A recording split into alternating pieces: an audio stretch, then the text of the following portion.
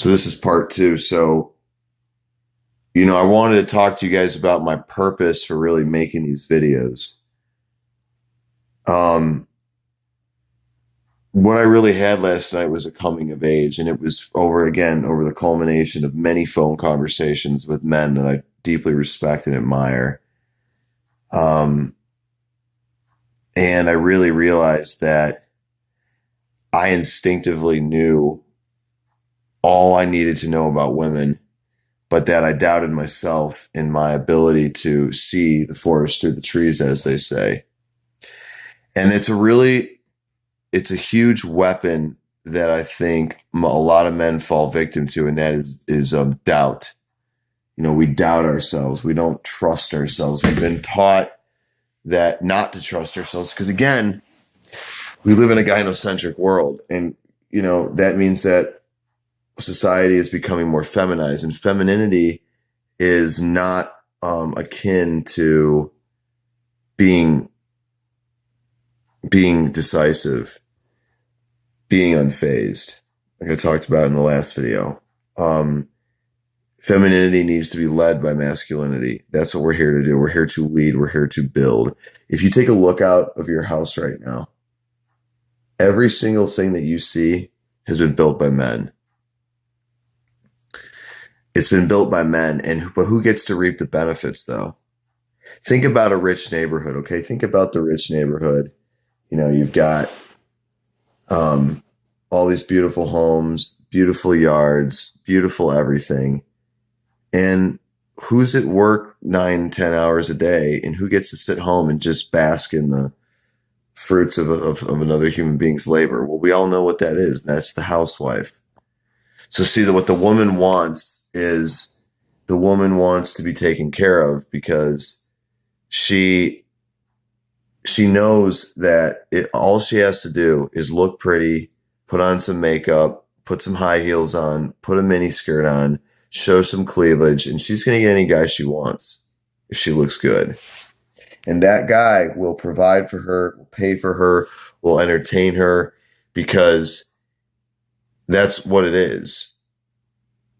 It's a transactional a relationship. You guys need to understand this, because I see a lot of guys in their early 20s who are lost, and they're lost like I was lost because nobody gave them the tools. Nobody gave them the keys to show them how to navigate through this life, because this is a fucked up age we're in.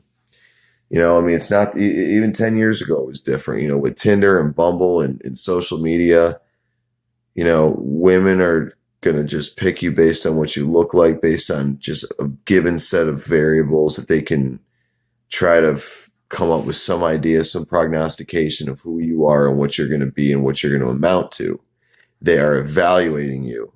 They're evaluating you based on your potential income, your social status, and your ability to not be unfit, to not be fazed by shit. What this means is that if you're a young guy in your 20s, you need to not be in a relationship. You need to be pumping and dumping as many of these bitches as you can, because that's all they're good for you. It's all they're good to you. Anything beyond that, you're gonna set yourself up to being heartbroken and bitter and angry, and you don't want to end up that way. And everybody goes through a bad breakup, but when you continually put yourself in situations to get burned, eventually you become what's called, you get into a state of called learned helplessness, which essentially means that you've given up your autonomy and you feel like you are powerless and you can't do anything to change your situation, which is a horrible state to be in. And that will happen, or that will potentially happen to you, if you continue to put yourself in situations where you're going to lose.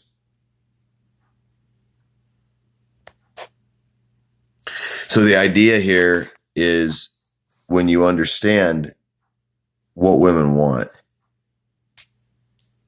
you understand how to navigate, and you understand how to read their bullshit. See, here's the thing. Women never mean what they say. Men mean what they say. Women mean for something so that you will go along with what they want you to believe. Okay? They're obfuscating what they really mean with whatever bullshit they're telling you. For instance, a lot of women will say things like, I just want a really kind, caring, compassionate, sensitive guy. What they're really saying is, I want to appear as though I'm a civil, honorable woman. So that's what a civil, honorable woman would want according to society. But what they really want is they want a guy that's rock hard, solid, emotionally, doesn't fucking get phased, doesn't care, is going to lead, is going to take charge, is going to provide security, be, direct, be, directive with them, and is going to be in control. That's what they want.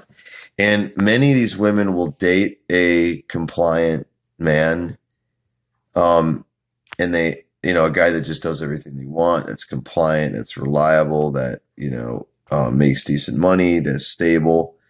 They will marry that guy and they will secretly hate and resent him, because the exact reason of which they have control over him is the exact reason they hate him.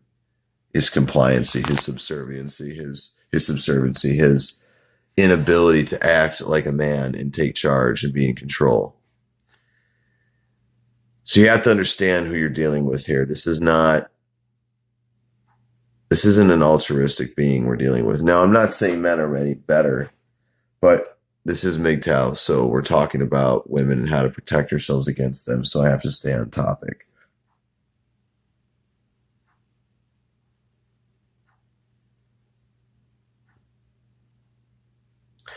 When you're dealing with a woman, you have to be you're acting as a spy. What you're trying to do is extract as much information out from them as possible so that you can use that against them later in a way that gives you advantageous results. Again, remember, everything is transactional. Women are the ultimate business people. They have actually configured society in such a way where they have economic security and the leverage of sex. So they not only rule the household, they rule everything. They rule your life. So if you are to get into a relationship with one of these women, you are setting yourself up to be in a position of weakness, not a position of strength. And when you're negotiating in business, you never want to negotiate from a position of weakness. You always want to be negotiating from a position of strength. And that's really hard to achieve when you're with a woman that just doesn't give a fuck about you and just,